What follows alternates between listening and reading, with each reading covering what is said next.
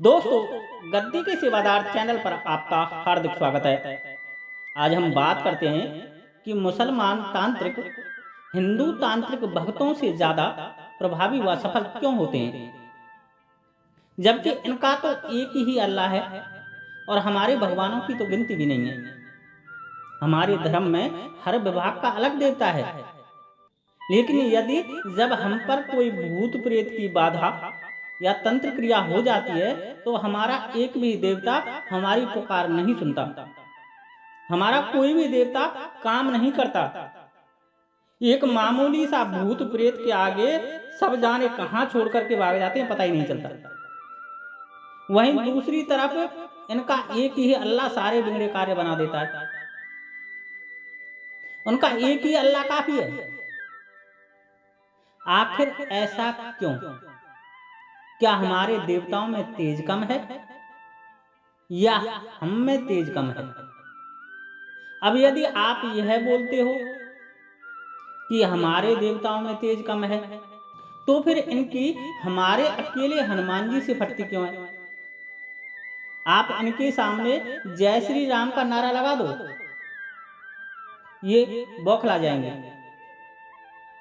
लेकिन यदि आप हिंदू हैं और कोई भूत प्रेत का रोगी तुम्हारे घर में है और कहीं भी सही नहीं हुआ है, तो एक बार किसी अच्छे मौलवी पर आप ले जाओ, वह बहुत कुछ हद तक सही हो जाएगा या बिल्कुल सही हो जाता है। जबकि आपका वह रोगी तमाम हिंदू भक्तों तांत्रिकों पर सही नहीं हुआ था, तो इसका मतलब आप ये सोचेंगे कि कमी हम हिंदू भक्तों शानो तांत्रिकों की भक्ति में है, तो ये भी आप गलत हैं। क्योंकि यदि ऐसा होता तो फिर ये लोग जब भूत प्रेत से या कोई दुष्ट ऊर्जा से परेशान हो जाते हैं, अर्थात मुसलमान जब किसी दुष्ट ऊर्जा से परेशान हो जाते हैं, तो हमारे हिंदुओं में जिनको की भंगी व हरिजन बोलते हैं, उनके पास अपने भूत प्रेत को उतरवाने क्यों पहुंचते हैं और क्यों सही हो जाते हैं, जबकि ये अपने उस मौलवी पर सही नहीं हुए जिन पर कि हिंदू अपने भूत प्रेत का सही व सफल इलाज करा करके आए थे। तो आखिर सब ये क्या है? यह सब क्या रहस्य है? भूत प्रेत से पीड़ित व्यक्ति फिर किसको दिखाए? यदि वाकई में उसके शरीर में कोई दुष्ट नकारात्मक शक्ति है और ज्यादा ताकतवर है, तो वह किसको दिखाए?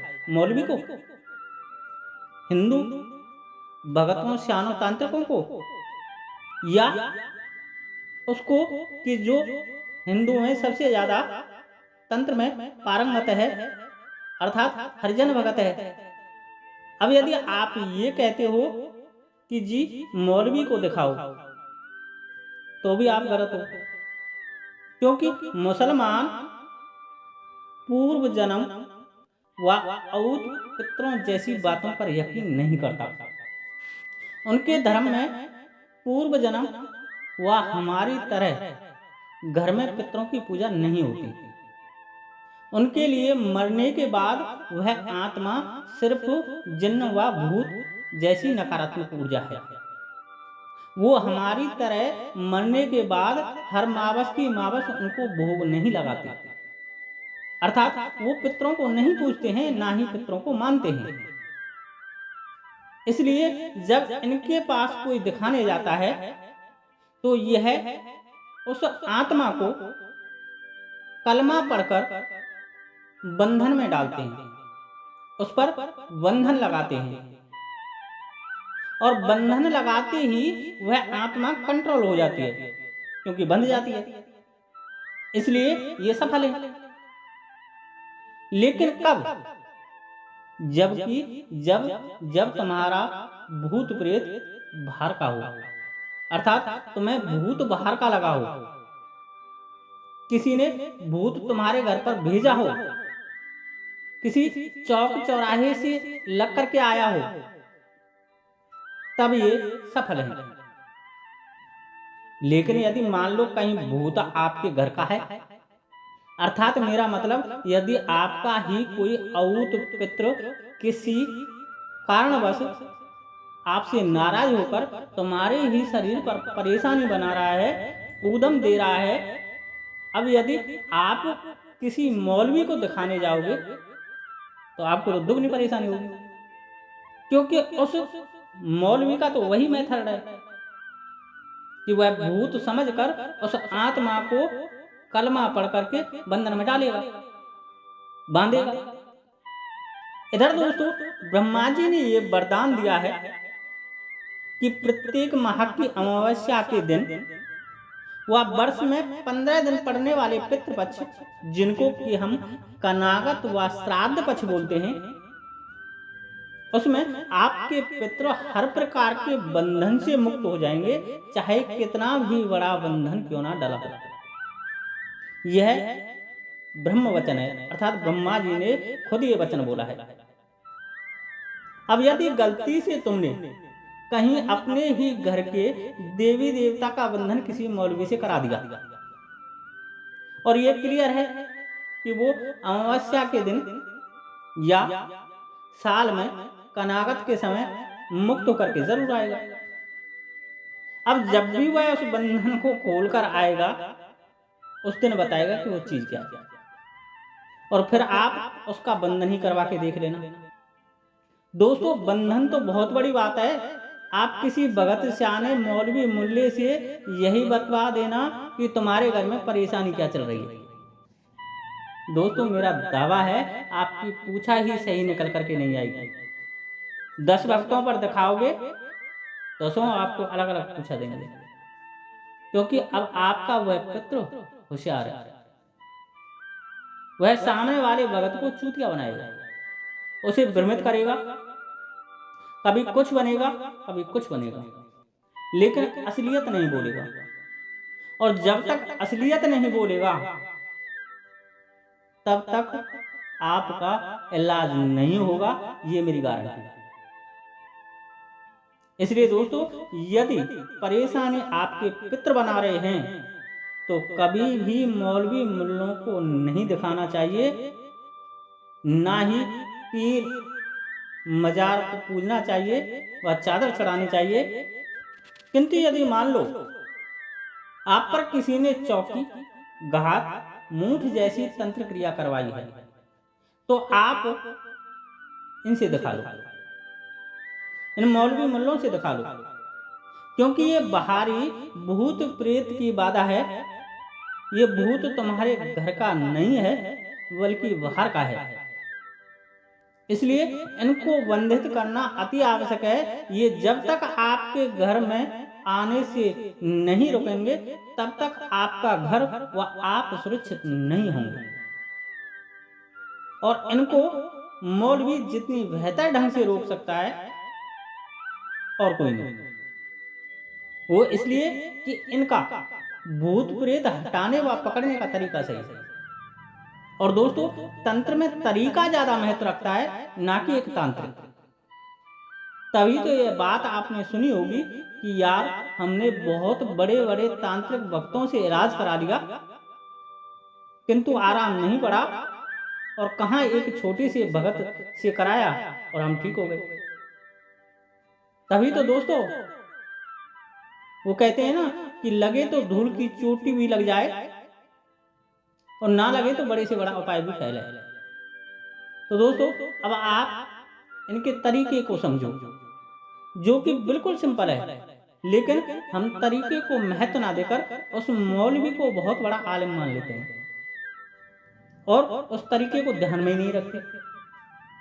दोस्तों इनका तरीका क्या है, ये क्या करते हैं, मान लो आप इन पर दिखाने गए और आप पर कोई भूत प्रेत चुड़ैल मसान जिन्न ब्रह्म राक्षस खबीस या कोई भी नकारात्मक शक्ति जो दुष्ट से दुष्ट व ताकतवर से ताकतवर है वह आपके शीश पर खिल रही है, तो ये जल को लोटे में लेकर के पढ़ेंगे, उसमें दम करेंगे अर्थात फूंक देंगे और रोगी व्यक्ति पर छिड़क देंगे और वह बड़े से बड़ा जन मसान शांत हो जाएगा। अब दोस्तों इस तरीके के पीछे के रहस्य व विज्ञान को समझो। दोस्तों हमारा मनुष्य शरीर 5 तत्वों से बना होता है।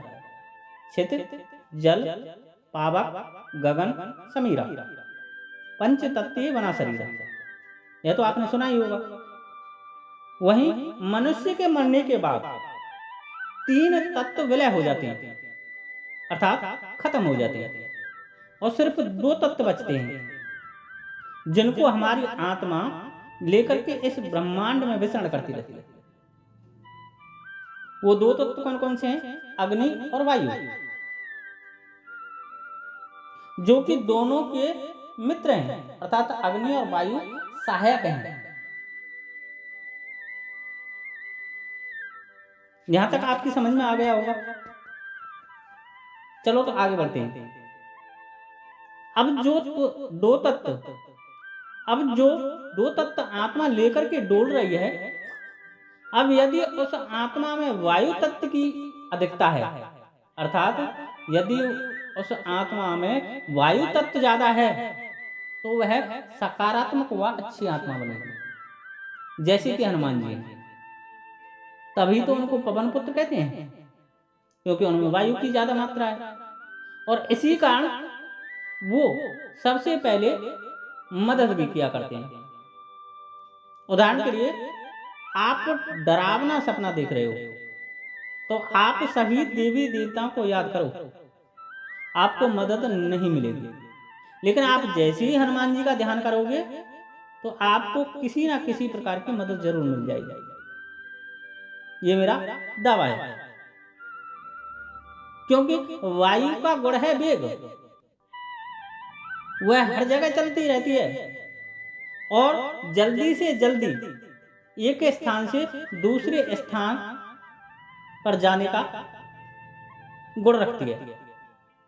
वहीं यदि ये वायु नहीं चलेगी तो हम जीवित भी नहीं रहेंगे। दूसरा, अब यदि उस आत्मा में कहीं अग्नि की मात्रा ज्यादा है, तो वह दुष्ट, नकारात्मक व दूसरे को ज्वलंत करने वाली बनेगी, दूसरे को जलाएगी, जो कि अग्नि का गुण है। अग्नि का गुण उजाला भी है, इसलिए यह सुषुप्त चीजों को जागृत व दिखाएगी भी। क्योंकि अग्नि जब जलती है तो वह प्रकाश करती है। जैसे हम कोई दीपक जलाते हैं तो वह प्रकाश भी करता है, अंधेरे को हटाता है। अब जिन आत्माओं में अग्नि तत्व की प्रधानता होती है, वह नकारात्मक व दूसरे को जागृत व ज्वलंत करने वाली बनेगी। उदाहरण के लिए मैं माता काली को यहाँ ले लेता हूँ। माता काली को आप नकारात्मक में भी चला सकते हो। उनसे आप मारण, उच्चाटन, विद्वेषण आदि कर सकते हो। वहीं आप किसी भी दुष्ट से दुष्ट शक्ति को माता काली से हटा भी सकते हो, क्योंकि ज्वलंत ऊर्जा है, इसलिए प्रत्येक चीज को जला करके अपने में विलय कर सकती है। वहीं प्रकाशक भी है, इसलिए इनकी यदि आप पूजा करते हो तो हमारे साथ लगी हुई प्रत्येक नकारात्मक शक्ति उजागर होने लग जाएगी, यदि वह अपने को छुपाए हुए भी है तो। क्योंकि यदि आप इनकी पूजा जाप आराधना करोगे तो तुम्हारे अंदर क्रोधाग्नि बढ़ेगी, और अग्नि उजाला करती है। इसलिए हमारे जीवन के प्रत्येक अंधेरे हटते चले जाते हैं जब हम माता काली की पूजा करते हैं, और हमें रास्ता मिल जाता है,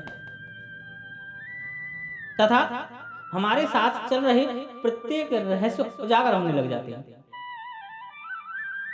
अब यह बात आपकी समझ में आ गई होगी कि यदि नकारात्मक शक्ति को खत्म करना है, हमेशा के लिए उसे खत्म करना है, तो माता काली की इतनी ऊर्जा आपको चाहिए होगी जिसमें कि वह उसको विलय कर सके। अब आते हैं अपने बिंदु पर कि यदि उस आत्मा में अग्नि तत्व की मात्रा ज्यादा है तो वह भूत प्रेत व नकारात्मक ऊर्जा बनेगी, जो खुद जलेगी और दूसरों को जलाएगी, क्योंकि अग्नि का यह गुण है। इसी कारण भूत प्रेत बनी आत्मा खुद कष्ट पाती हैं और दूसरों को भी कष्ट देती हैं, और वायु की सहायता के कारण एक दूसरे स्थान पर जाने में सक्षम होती हैं और ब्रह्मांड में विचरण करती रहती है। अब बात कर रहे थे हम मौलवियों के तरीके की, कि मौलवी क्या तरीका अपनाते हैं। अब देखो, ये तो तुम्हें मालूम हो ही गया कि जिन आत्माओं में अग्नि तत्व की प्रधानता होती है वह हमें परेशान करते हैं। इधर पानी जो है वह अग्नि का शत्रु है, अर्थात पानी से अग्नि शांत हो जाती है या बुझ जाती है। उधर उस प्रेत में अग्नि तत्व ज्यादा है। अब जब ये मौलवी उस पर पानी छिड़केगा तो वह अग्नि तत्व शांत होगा, उसकी उग्रता कम होगी, क्योंकि जल का गुण है बुझाना। तभी तो बोलते हैं यदि हम पानी पी करके आए हैं क्या प्यास बुझ गई। अब जब ये आत्मा इस पानी वाली विधि से शांत हो जाती है तो मौलवी उसको कलमों के वाचन से बंदी बना लेता है और आपका इलाज हमेशा के लिए हो जाता है। इस तरह दोस्तों, यदि आप पर बाहर का कोई दुष्ट शक्ति या प्रेत शक्ति या जिन भूत की जैसी आत्मा लगी है तो हमें मौलवी मुल्लों से इलाज ले लेना चाहिए, जो कि ज्यादा कारगर है। परंतु यदि आत्मा आपके ही घर से संबंध रखती है तो भूलकर भी आप इनसे इलाज ना लेना, नहीं तो बहुत बड़ी मुसीबत में आप पड़ जाओगे। दोस्तों, वीडियो बहुत ही लंबी हो गई है, इसलिए यह टॉपिक मैं यहीं ख़त्म करने वाला हूँ। लेकिन इसके दूसरे भाग में आपको यह बताऊंगा कि आज की तारीख में हिंदुओं में सबसे ज़्यादा तंत्र में पारंगत हरिजन भक्तों को दिखाना चाहिए या नहीं, और दिखाते हैं तो क्या होगा, और नहीं दिखाते हैं तो क्यों नहीं दिखाएं। वहीं भूत प्रेत से पीड़ित मुसलमान को अगर कहीं भी आराम नहीं मिलता है तो मेहतर को ही क्यों दिखाना चाहिए। यदि यह सब आप जानना चाहते हो तो मेरे चैनल को सब्सक्राइब जरूर कर लें और दूसरा भाग देखना ना भूलें। वही वीडियो आपको अच्छी लगी हो तो लाइक करें, शेयर करें, व दोस्तों हाथ जोड़ करके मैं विनती करता हूं कि कमेंट्स जरूर किया करें, जिससे कि मुझे यह मालूम हो जाता है कि मैं आपको कितना समझा पा रहा हूं और कितना आप मेरे चैनल को प्यार कर रहे हो और क्या आप मुझसे चाहते हो। आज के लिए इतना ही। जय श्री राधे, जय श्री कृष्णा, जय माता की, जय गद्दी के सेवादार की।